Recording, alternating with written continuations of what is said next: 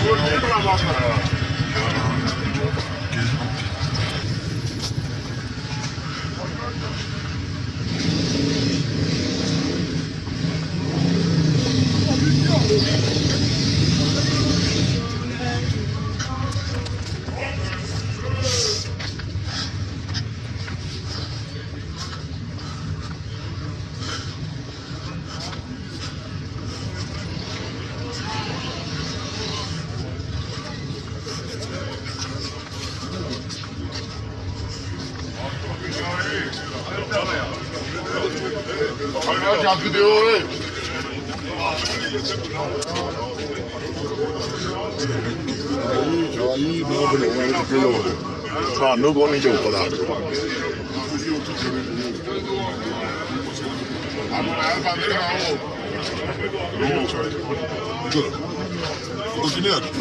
किसे ने व्लॉगिंग कर रहे